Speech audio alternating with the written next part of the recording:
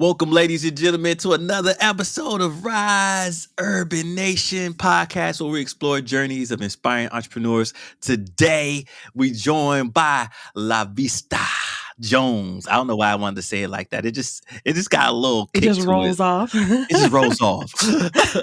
a certified coach, author, the host of Boss Talk podcast. Did I get that right? That's right, boss talk. Boss Talk. We love Boss Talk over here. It's great to have you on the show. How are you doing? I am doing great. How are you? I'm doing pretty good. Now, you were joining us from the great place of Arizona. Yes, the Now, state of Arizona. so I've been hearing a lot about Arizona. I know West California is the rent too damn high over there. What's the rent looking like? What's the housing market looking like for Arizona?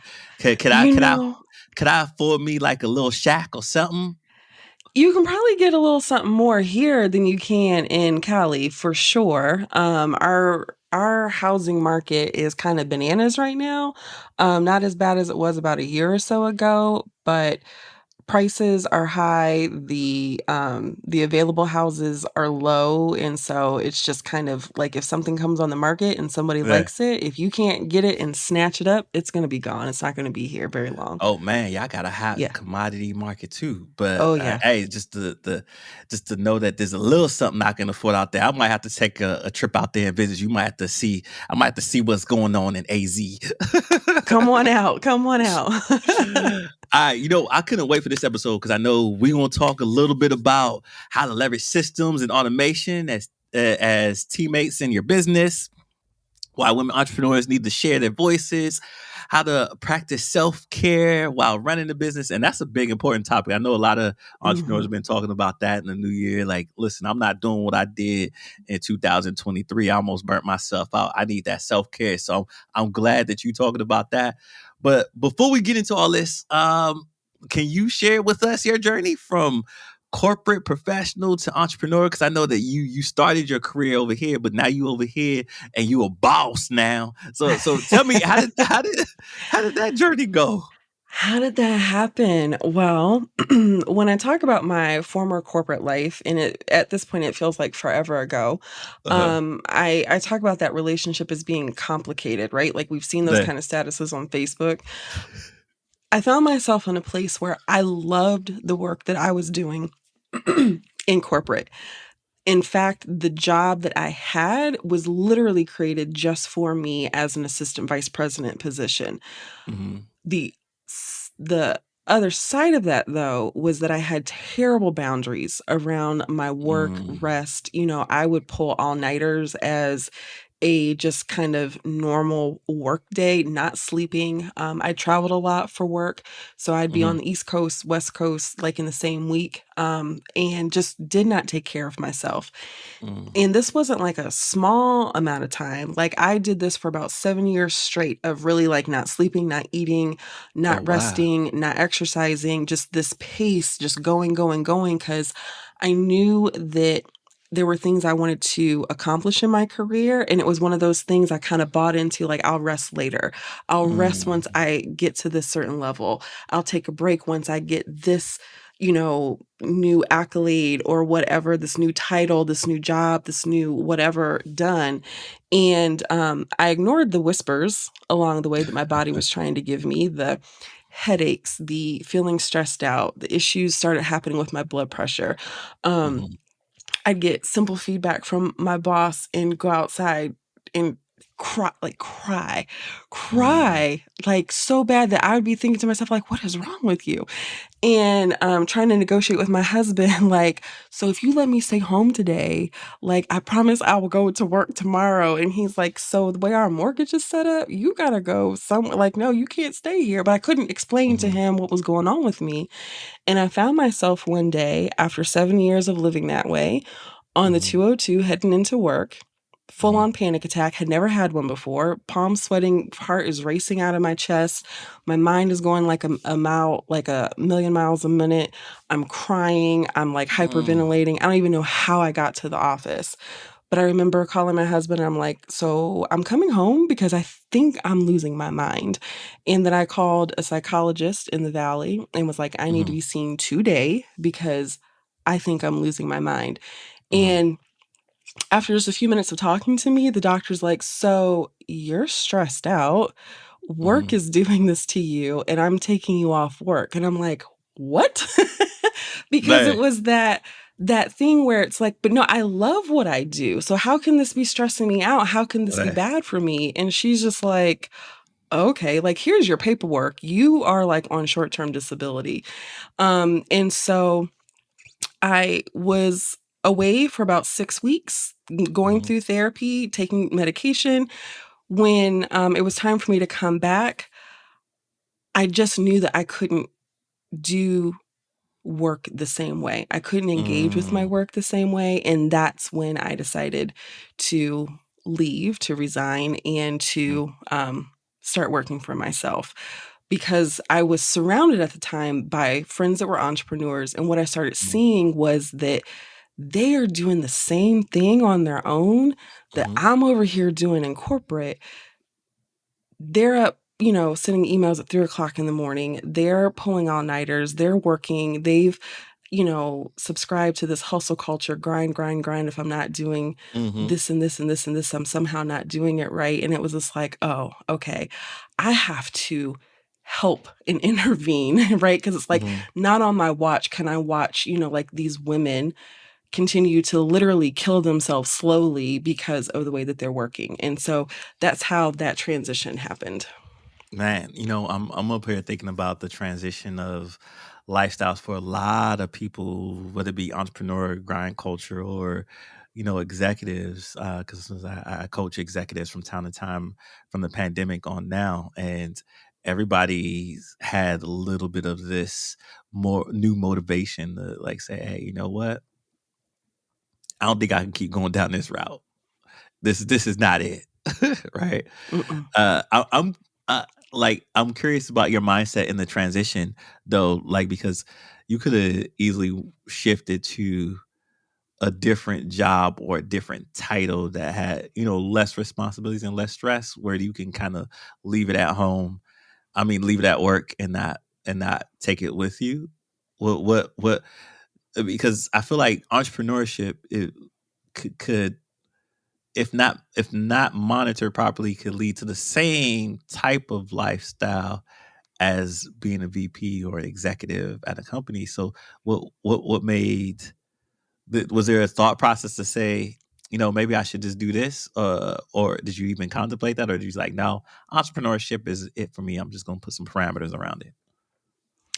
Um, I think I kind of always knew that I wanted to work for myself. But I but having that experience in corporate, I knew that I needed to do something different. And in my particular company, like that's just the culture, right? Like I did what I saw like my senior VPs in, VPs doing, right? And it's like this unspoken kind of rule, if you will, that in order to get ahead, you have to work this way. Mm, I wasn't the only one. I'm getting emails at 3, 4, 5 o'clock in the morning from mhm, them. So who am I not to be up checking emails or taking a phone call or whatever the case may be?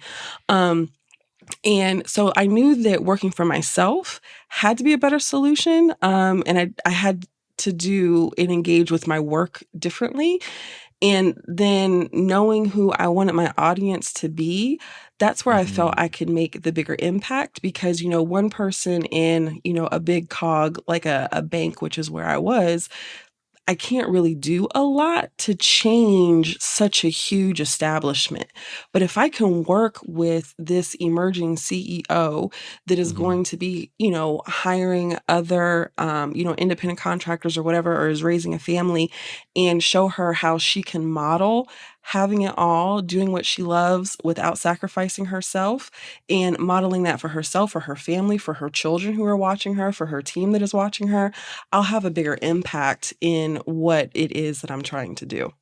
yeah, and I feel like that's a bigger conversation too for women, especially women of color in the corporate world, because when I see a CEO that's a white male or a male, there's certain privileges that I see in those CEOs versus women who have to make sure they do the extra mile, always be right and be on it, right? Like, do you feel like there is more pressure and more um requirements for a woman and a woman exec that make them feel like they have to always be on and kind of neglect their self-care? Oh, 1,000%. I mean, I think that we're conditioned, that way as like little girls, right? Like Yeah. to just take on more, to just kind of overfunction in life. And, I think that when we come up against like our male counterparts, especially as like a woman of color, like you're taught, it's ingrained in you, you've got to work harder to show Mm, everybody that you're as good or if not better than them. Like if you put in the same level of effort, they're not going to see you. It's not going mhm, to matter. It's not going to count as much. You've got to be better. You've got to work harder. You've got to show them you're not going to outwork me.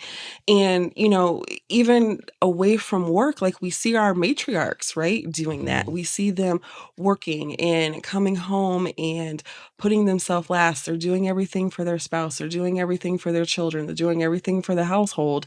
And it's like you don't see them taking a break. You don't see mhm, them resting. You don't see them doing stuff for yourself. And it's just like, all right, mhm, that's what's modeled for. Like, this must be how this is supposed to work. This is must be how I'm supposed to do things, how I'm supposed to feel. I'm supposed to feel exhausted. mhm. And Yeah. if I'm not, then I'm not doing something right. I'm lazy or I'm this or I'm that. And it's just like, come on. Like, no, there's a different way. There's a better way to do this. Yeah, I often tell the exact same man, if you see a woman of color in an executive position, we need to learn from her because she's hardworking and she's smart. Because for her to be in that position, she had to do 2 to 3 times what y'all had to do. So I need to know, I need to learn from her. Brilliance. Yeah. Brilliance. So, all right, boss shifts. What Yeah. inspired you to write the boss shifts and start 31 Marketplace? That's such an interesting question. So the book came about a year or two after the manifesto that's actually on the Mhm, cover of the journal. That mm, came first, and that came because I was scrolling on Facebook and I saw this post of an associate of mine that was it was a picture of a pot of coffee that was almost empty, and it was maybe like 5:30, 6 o'clock in the morning. And it was, I've already gone through all this coffee. She was talking about she had already had like 5 or 6 phone calls, and that, what her rest of the day looked like. It seemed like it was jam-packed, super busy. And it was like everybody in the comments is like, "Well, you go, girl. Like, rest when you're dead. You hustle." And I'm just like, "What are we doing here?" And so I am like, started oh, becoming like this keyboard warrior, and I'm like typing up this response like, we have to break up with busyness. This is like, why are we celebrating this? And I was like, you know what? Who's going to care about this response in this post? So I took my comment and I never posted it, and I put it in a Google Doc and I just started writing because all of the mhm, things that I am, a coach, podcast host, I'm a writer. I've been a writer since I mhm, was a little girl. And so that came out, like I said, a couple years before the book did. mhm, The impetus for the book was I was sitting at a funeral of a friend of mine that had recently passed away. yeah, She was one of those entrepreneurs and 9 to 5ers, right? So she had both, but she mhm, was one of those people pleasers, if you will. Like, she was mm, always willing to do the thing that somebody asked her to do, even if she was tired, or even if she wasn't feeling well, whatever the case may be. And she was on a vacation in Vegas, mhm, but she wasn't feeling well. She wasn't feeling well to the point where if she had really stopped and listened to herself, she would have gone to an urgent care or something like that. But somebody in Phoenix needed something from her. And so it didn't matter how she felt. She said yes. She got in the car. She started coming back to Phoenix. And about halfway there, she had a stroke. She had a mm, stroke in the desert in the middle of nowhere. It took quite a while for, you know, EMT to get to her and get her to a hospital, get some care. That first stroke left her partially paralyzed on the left side of her body and unable to really communicate. And at that time, she was a speaker, she was an author, she was, running events, these kind of things. In the next year and a half, she had 3 additional strokes, which she eventually died from. And during her funeral, I'm sitting there, and person after person got up and was like, she always put everybody before herself. She was so selfless, and she always put everybody's needs first. And I was like, it pissed me off is what it did, is Mm, because I understood the sentiment, but I was just like, you don't even understand that that's part of the problem, that mhm, she wouldn't say no, she wouldn't prioritize herself, but we collectively kept asking for more, kept needing her to do more, and she did it. And because she did it, because she didn't prioritize herself, because she didn't have those boundaries, because she wouldn't push back and say no, she's not here anymore. mm, And we always hear, oh, you got to pay the cost to be the boss. Like your health, your life, that's too expensive of a price to pay. And so my editor happened to be at that same funeral. And I remember afterwards, I said, it's time to write. I said, because I'm tired of this. I'm mm, tired of this being the norm, that we just go and go and go. And we are just in this system that really is just designed to keep us exhausted. I was just mhm. like, we can't do this anymore. So that's why the book actually came to be. I love that. I love that, and I'm glad that you shared that story with us. If that's not inspiration enough for people to get off the hamster wheel, I don't know what is. Yeah. That's one of the biggest challenges and obstacles that I think we have to overcome in our society is just um, not be. I don't know. It's almost kind of like we romanticize the grind and the hustle, and we romanticize this burnout culture.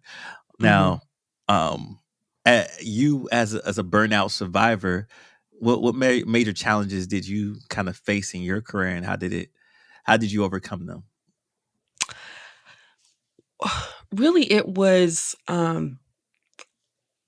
starting to fall back into old habits because they were familiar, right? From my corporate days of just going, going, going, going, going. One of them was I found myself 6 o'clock in the morning getting on a sales call with somebody. And I remember making a post. It was like me and my coffee cup. And I'm like, oh my God, like I hate 6 a.m. calls. Ugh. And after the call, I thought to myself, why in the hell am I on the phone at 6 o'clock in the morning for a business that I am creating? But I was doing that because I would take 5, 6 a.m. calls when I was in corporate. I, lived in Arizona. I had East Coast partners. By 5 o'clock, they're already up and in the office and doing things. I've got to get on a conference call. I'm getting a call on the BlackBerry about, this or, whatever happening that needs to be fixed, or we need to address this. But I was like, well, wait a second. Like, this is what got me in trouble in the Mhm. first place, being tired, being exhausted, not listening to my body. At 6 o'clock in the morning, I don't want to talk to anybody. I don't even want to talk to the little person I've created. Okay, so why am I setting up a system for this business that I am creating where I'm up talking to people at 6 o'clock in the morning? And that day, I changed my calendar. And it was just like, you can't talk to me before 9 o'clock. By that point, I have been up. I have done stuff for myself. I've had my coffee. I've had some quiet time. My son is out of the house. Like, I feel good. And it's like, okay, let's have a conversation. Nobody needs to talk to me at 6 a.m. And so it was like little things like that that I started seeing, like, oh, this has got to be different for me. I started having like a time where I'm off at a certain time, every day.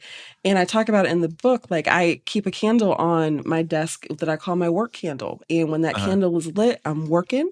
And when that candle is out, I blow that candle out like in a ritual kind of a thing, blow that candle out, and I walk out of this office and I don't think about it again. But Wow. that wasn't like that was I had to learn that behavior. I had to let go of, those habits that were harming me, that were Mhm. draining me, that were leaving me exhausted.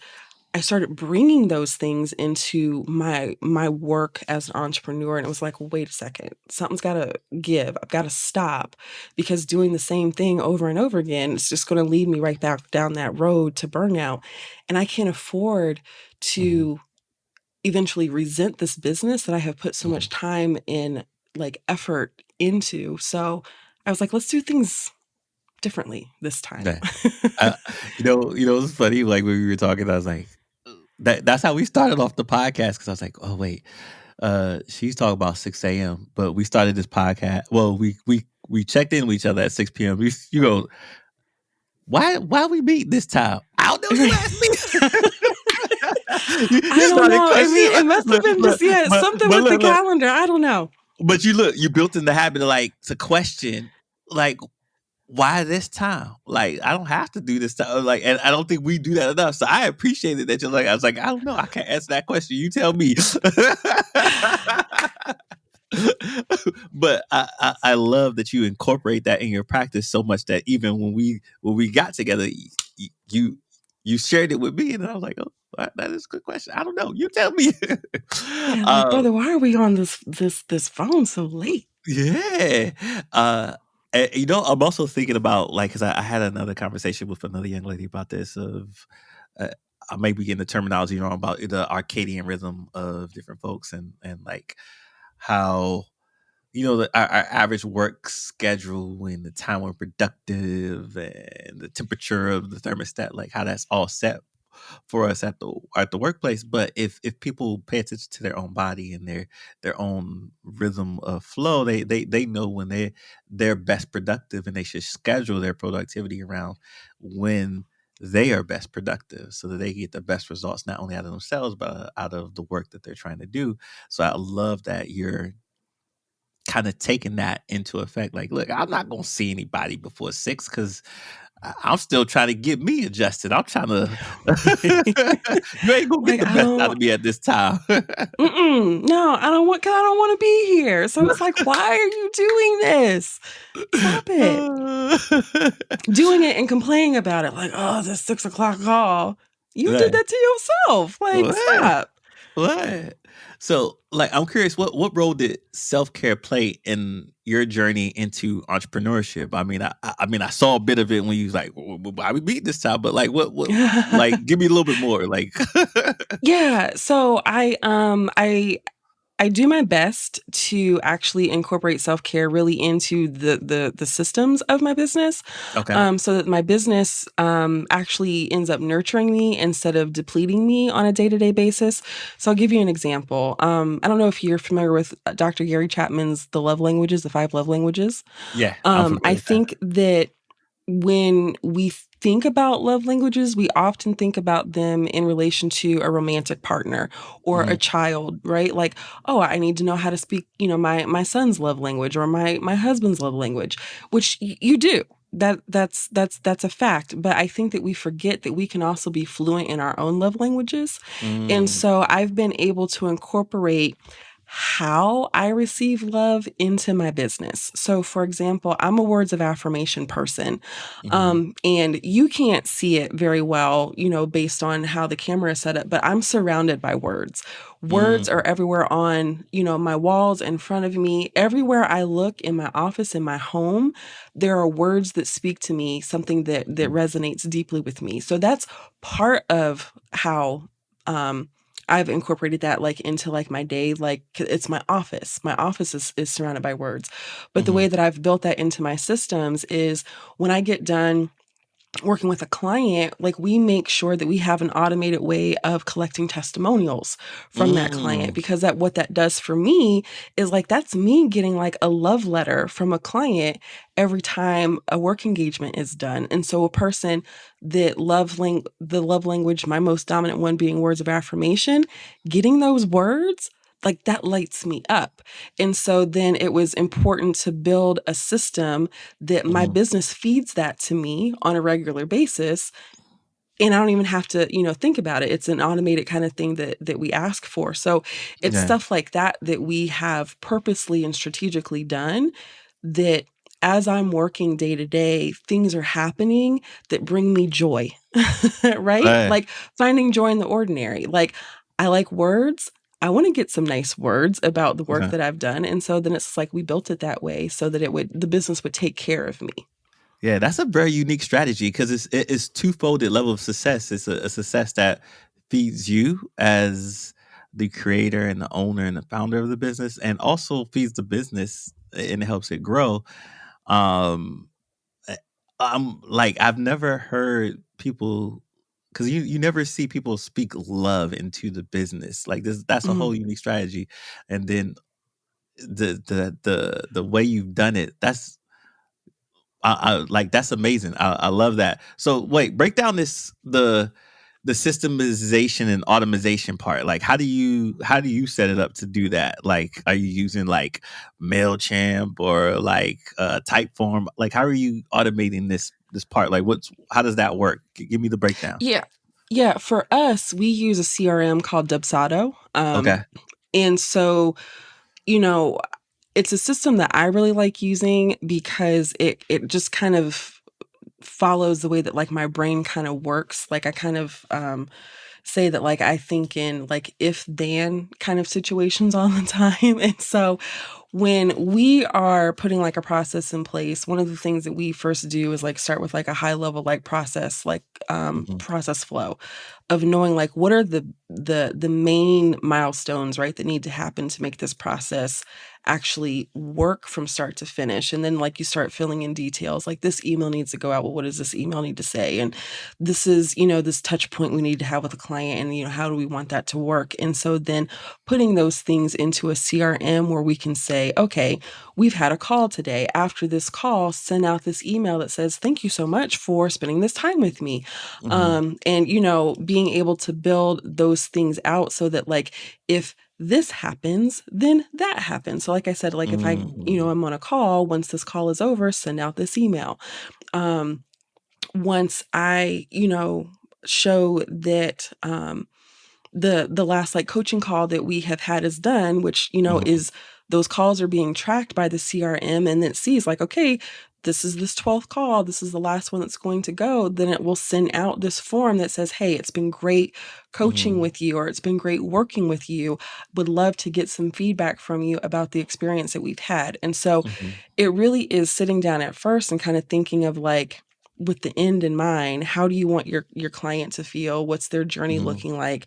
Mapping it out and then finding a tool that can really execute that for you and Hmm. take so much of that stuff off of your plate, so that you're not wasting your time doing like repetitive things that Hmm. need to be done in the business, but just don't need to be done by you or an assistant, right? Because I think that sometimes we get in that feeling of like, oh, I feel overwhelmed. But like if stuff isn't dialed in and as streamlined and you're not leveraging automation, you're just passing inefficiency off to somebody else on your dime.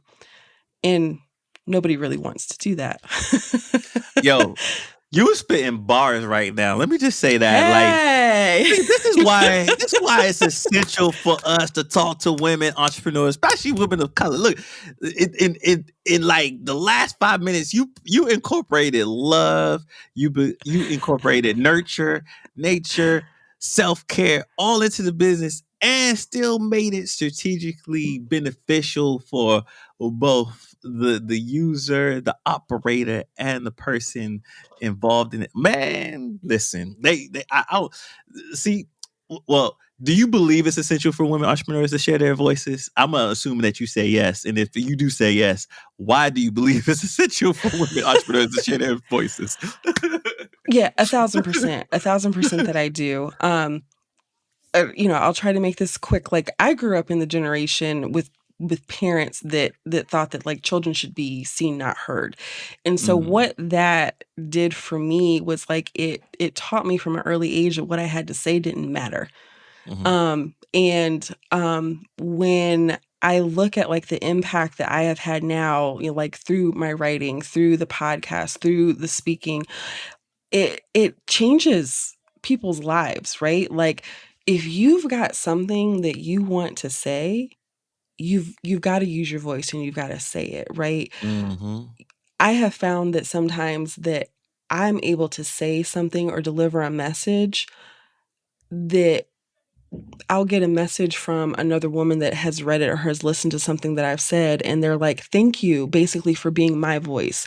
Thank you for being vulnerable and putting yourself out there and sharing this, or sharing your knowledge or your experience or whatever the case may be, because you gave voice to something that I'm dealing with that I didn't think I had permission to talk about. Mm, So, I love yes, that. you got to Now, use your voice. what advice would you give to aspiring entrepreneurs, especially in balancing work and life? One of the top things I would tell them, vision is not a solo gig, right? Whatever it is that you are wanting to do, get some help, get some support. Mm, The whole name of my company, 31 Marketplace, is in homage of the Proverbs 31 woman. And I think that we as women, we look at that person in the Bible and it's just like, but she did this and she did this and she did this. She was like the original boss. But we miss the part in the scripture, I think, often where it talks about she was preparing like food for her maidservants, which is like, that means she had help.